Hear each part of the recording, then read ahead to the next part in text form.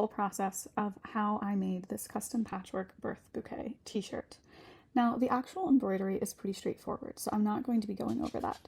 Instead, I'm going to be focusing on the patchwork itself. Here I'm cutting out some strips to use for my patchwork, and as you can see, my rotary cutter really needs a new blade, but instead of switching it out, which would be prudent, I decided to just go over everything twice.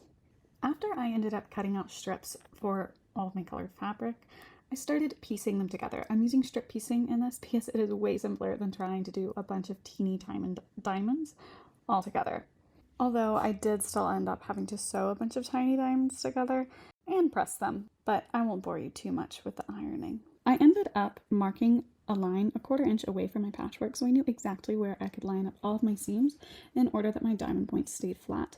And originally I was going to put this tiny little border strip around the edges of the patchwork that I could use for my satin stitch, but then I realized that was pointless. So I'm realizing what I spent the last 10 minutes doing, I didn't actually need to do. Fortunately, I did realize something I needed to add at the same time, so not a complete waste of time. So I proceeded to fix my mistake and also add on some rectangles because diamonds need corners.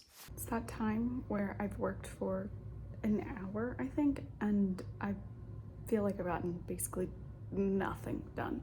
Despite my feeling of incompetence, I continued to work hard, and I ended up being able to trim my final threads and remove all of my stabilizer. I used 1 layer of polymesh cutaway and 1 layer of sticky tearaway for this piece, but I think I would have rather done 2 layers of polymesh just to make sure I don't have anything showing from behind, although I do love sticky tearaway because it makes everything feel like paper. Here's where I made the biggest mistake in my design. You know that phrase, measure twice, cut once? I did measure.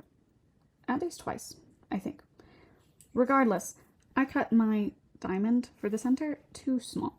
So my patchwork borders ended up not lining up, even though they measured out 8 inches when I tried to measure them beforehand. I guess maybe measure 3 times and then a 4th and do even more test scraps. Live and learn. Fortunately, the mama that this is going to didn't mind the mismatched diamond corners, and I'm really thankful for that because it's less work for me, but at the same time, I don't want to feel like I'm sending out a less than high quality product to my customers. That being said, maybe there is perfection in the imperfections. You let me know in the comments.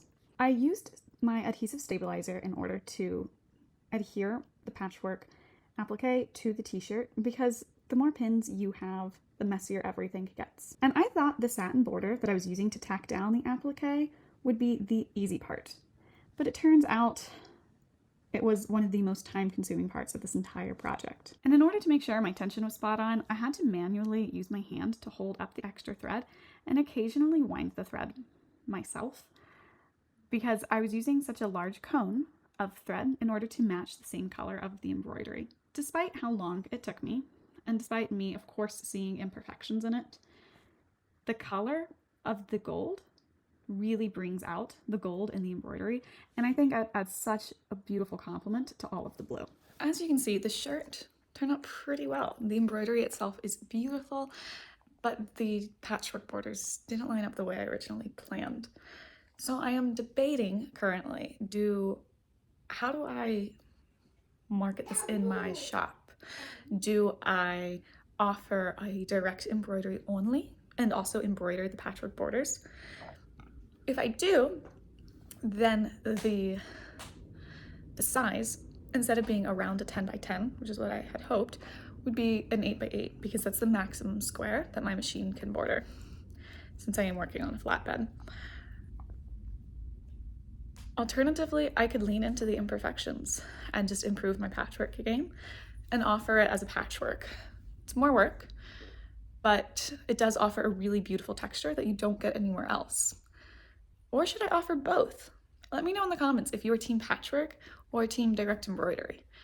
Either way, there are always going to be imperfections, and I think this is the hardest part about making and selling handmade items because it's not printed, so you're going to have imperfections, and you don't want it to be imperfect because you want to sell something high quality to your clients. but at the same time, the imperfections are what shows that it has character and that it's handmade. So let me know what you think about all of this. I hope you enjoyed this patchwork video, and if you like my work, please go check out my website, join my email list for 10% off your first order.